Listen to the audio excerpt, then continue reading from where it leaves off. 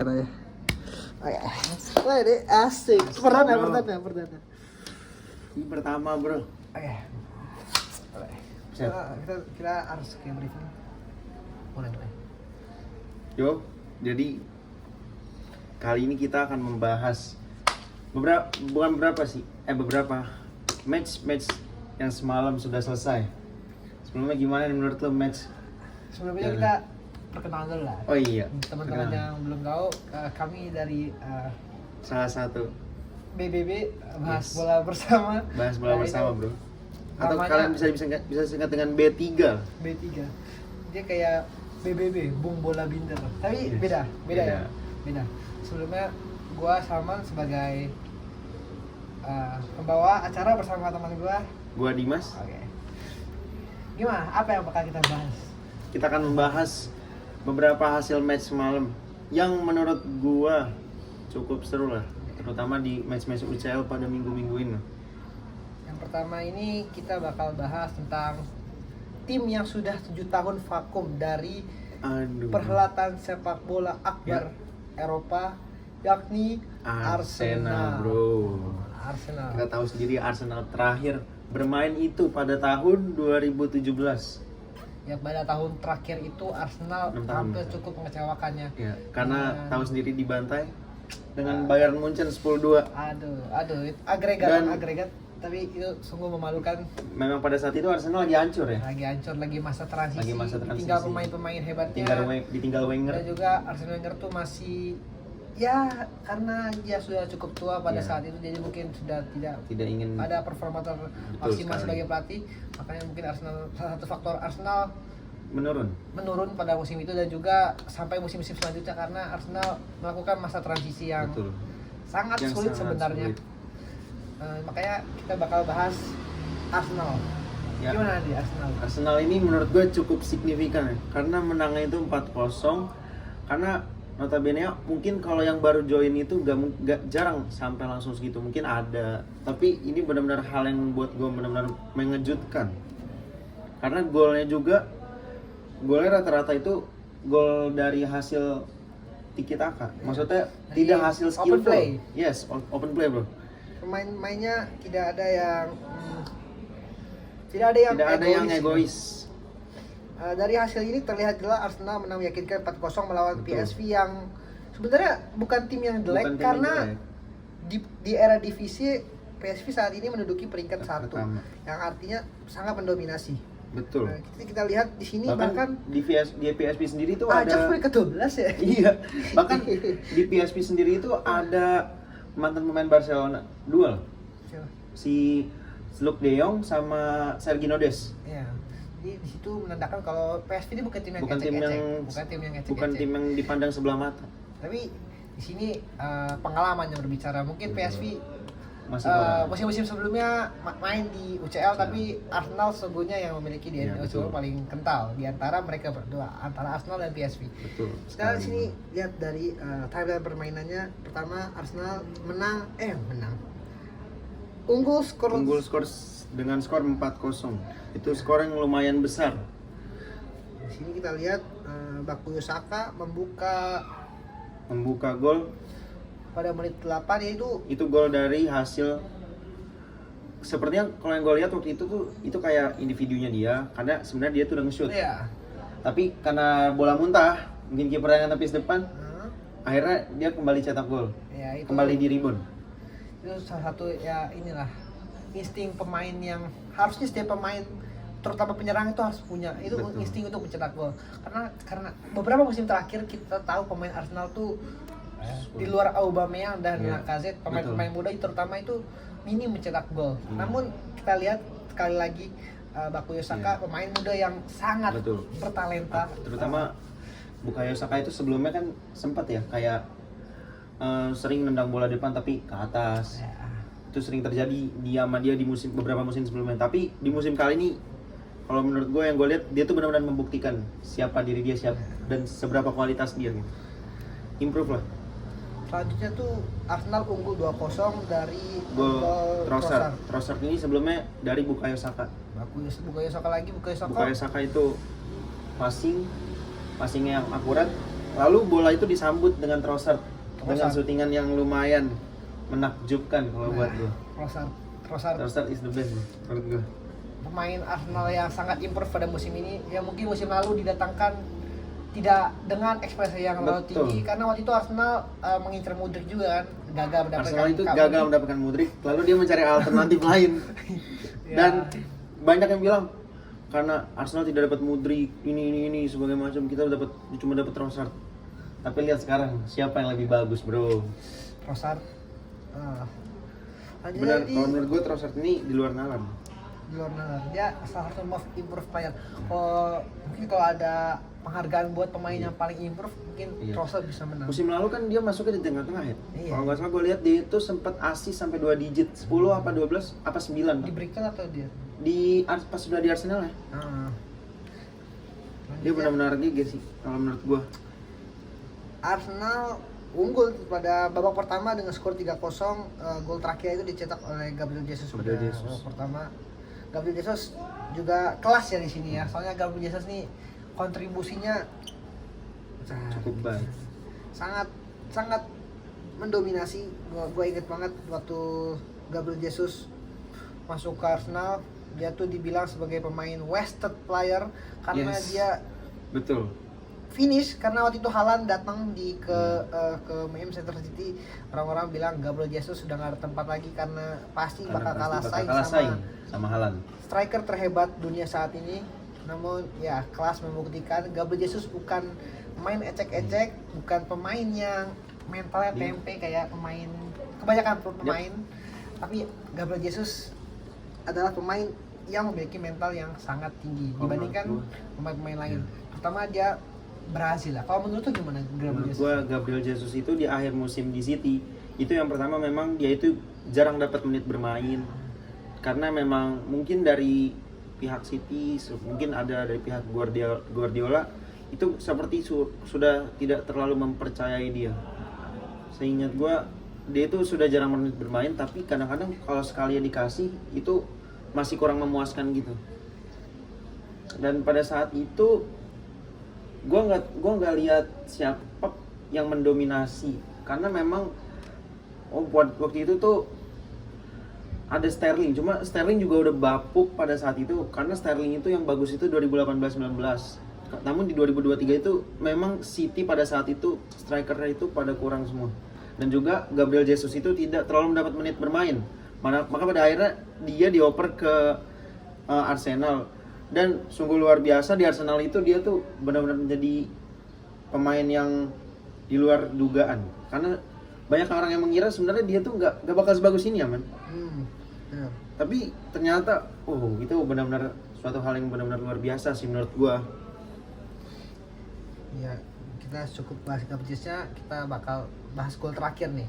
Gol terakhirnya dicetak oleh Martin Odegaard, pemain Arsenal terbaik saat ini menurut gua. Menurut lu gimana nih? Menurut gua memang Odegaard itu mempunyai kontribusi yang luar biasa di Arsenal pada saat ini. Dia juga dibuang dari Madrid karena pada saat itu Odegaard itu memang tidak sabar untuk bersaing dengan trio MCK pada saat itu. Cuma bagi gue karena sudah melihat hasil saat ini, keputusan Odegaard pada saat itu emang keputusan terbaik buat gue. Win-win solution buat Real Madrid sama juga. Arsenal. Madrid waktu itu kan Odegaard ditebus dengan harga sedikit 50 juta nih, 50-60 juta itu kan harga angka yang tinggi buat pada saat itu, terutama waktu lagi Covid, jadi harga pemain lagi rusak-rusakan.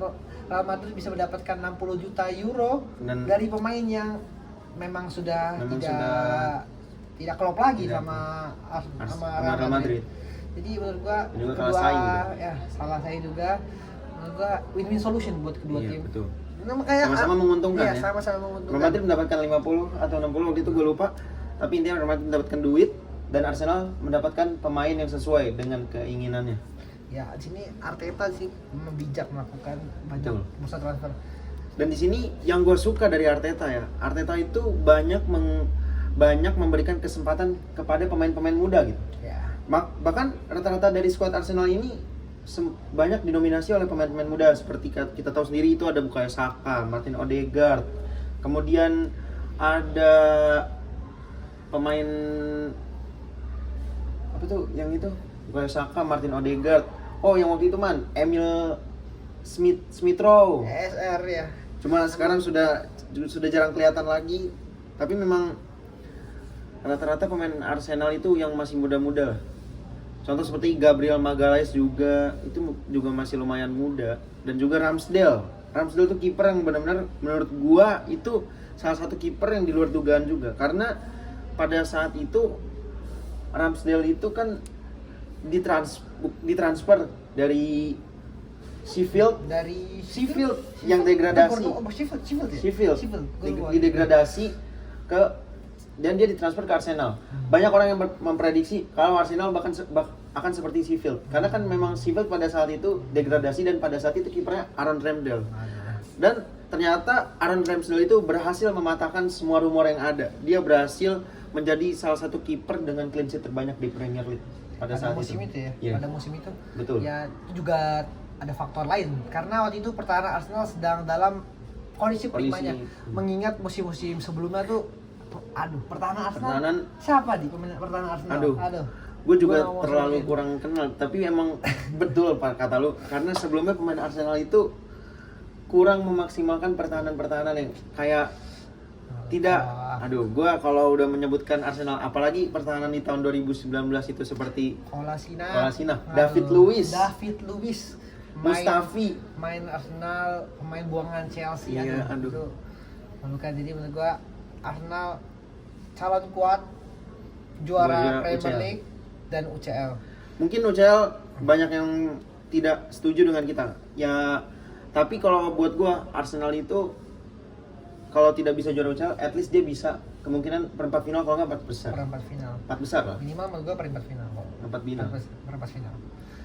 Selanjutnya kita lihat Arsenal secara statistik pun Arsenal unggul jauh atas PSV. 18 shoot attempts dan 8-nya on target, 4 yang masuk. Dan kita lihat posisinya di sini Arsenal lebih besar. Unggul jauh 59% banding 41%.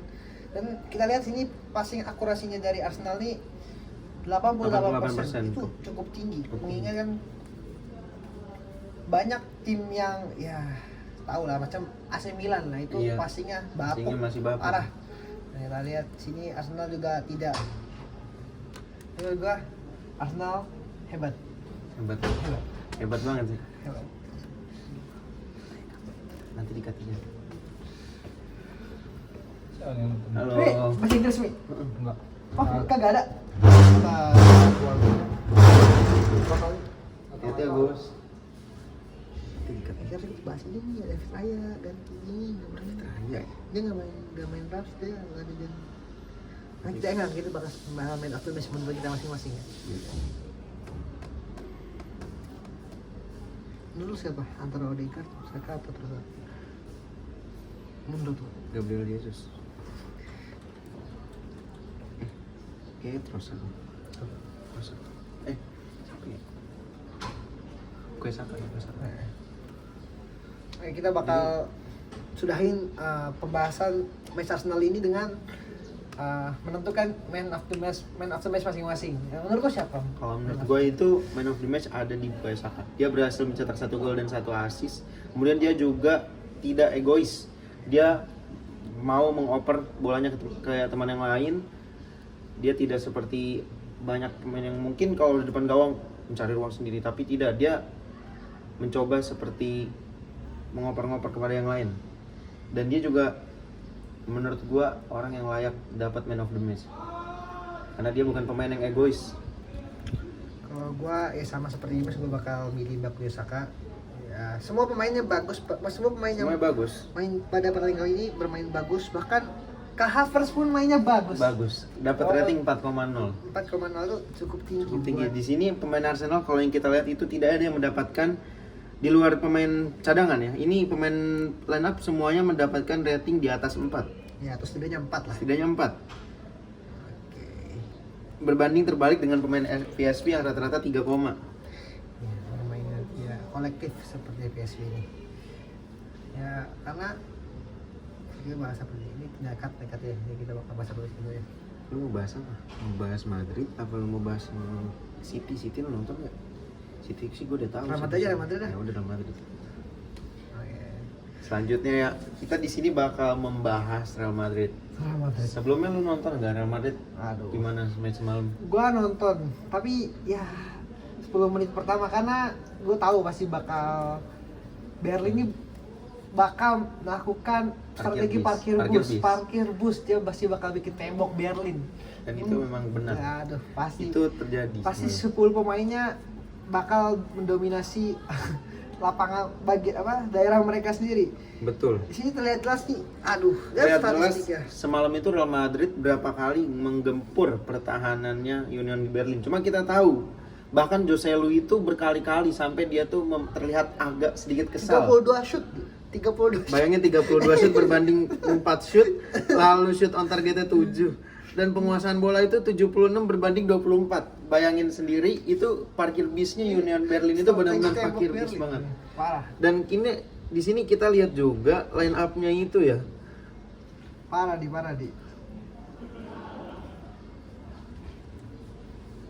Ya, di sini kita lihat line up Berlin itu 352. Harga tinggi tuh. Tengah-tengahnya itu sampai 5 gitu, terus ditutupin semua. Lu bayangin itu parkir bisnya gila gak sih, Man? Bahkan itu golnya Madrid aja golnya itu terakhir banget. Itu pun dari Bellingham yang rebound. Jose Lu itu berapa kali ngasih tendangan, bukan ngasih tendangan. Gua ngeliatnya dia tuh ngasih sundulan. Tapi berapa kali kena tiang, berapa kali di atas karena memang tekanan yang banyak Man dari pemain dari Union Berlin itu. Dan Madrid itu ketika membangun serang itu pemain Union Berlin itu ngumpul semua Man ke belakang.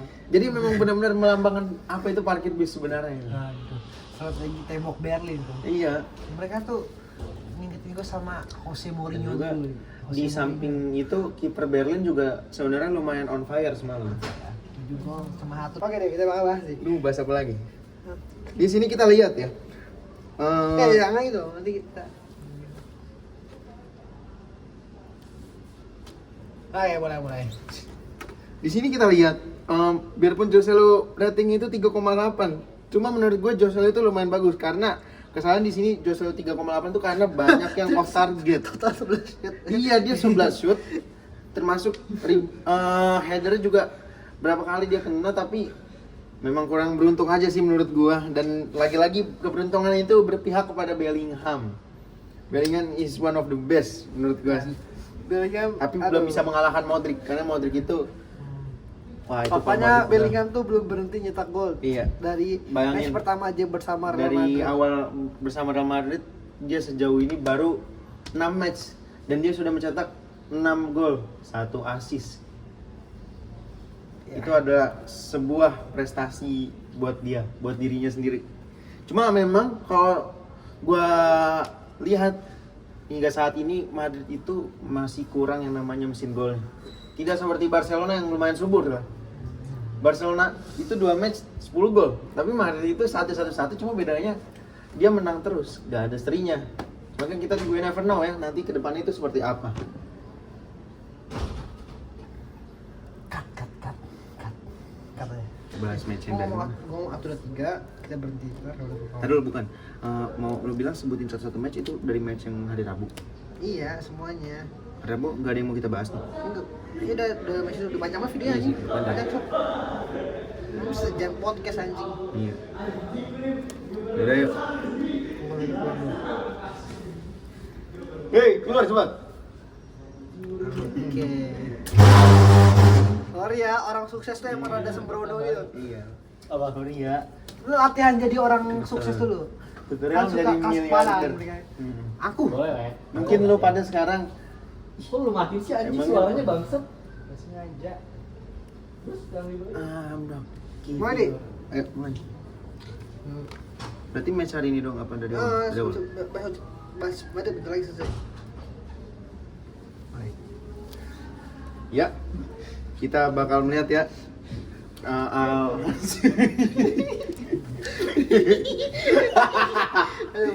Gue ngomong apa ya awal? Kita mau bahas lagi dari awal, maksudnya? Enggak, selesai. 1, 2, 3. Oke. Di sini Real Madrid menang 1-0. Oke. Tapi Mas dia tuh Anjing. Gebukin dulu. Aduh.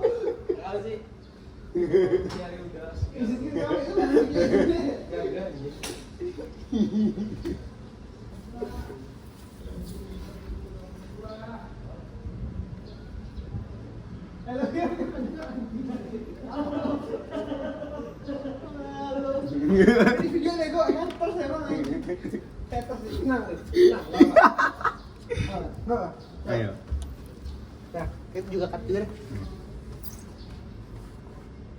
1, 2, 3. Dan belum.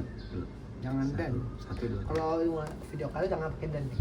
1, 2, 3. Ya di sini kita melihat Orangnya Bisek. gebukin dulu ya.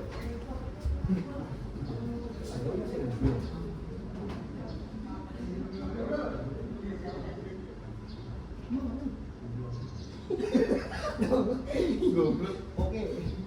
Masuk lagi. Gue mau selesai dulu bentar aja. Serius gue. Supaya, aduh. Supaya jadi YouTuber ya. Iya susah banget ya. Aduh. Terus gimana? Jangan nggak kerekam lagi kita selama itu tadi di. Aman aja kan. Sudah 20 menit tuh. Panjang ya. Sono. Oke. Ngapain sih pakai ginian? Biar ada apanya, Man? Enggak. Nah, udah. Nah, ini kita kata ya. Ya, hari 3. Madrid menang di sini dengan 1-0. Cuma skor pada papan klasemen sementara tidak, Madrid belum ada di puncak klasemen ya, karena dia tertinggal selisih gol dengan Napoli. Seperti yang kita tahu sendiri, Napoli itu cetak 2 gol. Dan betul sekali. Cetak 2 gol tapi kebobolan 1. Tapi sebenarnya selisih golnya sama, cuma Napoli itu cetak 2 gol. Dan kita lihat dari awal match. Kita bakal bahas, kita bakal sebutin hasil-hasil Dari pertandingan CL lain. ini.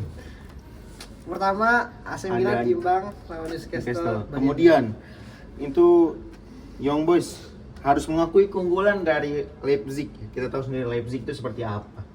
Kemudian PSG Dortmund itu 2-0. Ya memang Dortmund lagi di bawah lah. PSG kan lu tahu sendiri ada pemain-pemain seperti siapa. Kemudian Shakhtar Donetsk melawan Porto itu dimenangkan oleh Porto 3-0. Dan Man City versus Frena Zevda. Gue kurang bisa nih nyebutnya ini bahasa apa, gue juga nggak tahu. Dan kalau menurut gue, Maaf, banyak banget gangguan Banyak selama proses syutingnya ini. Ya, terima kasih teman-teman. terima kasih Terima kasih sudah menonton sampai habis. Dadah.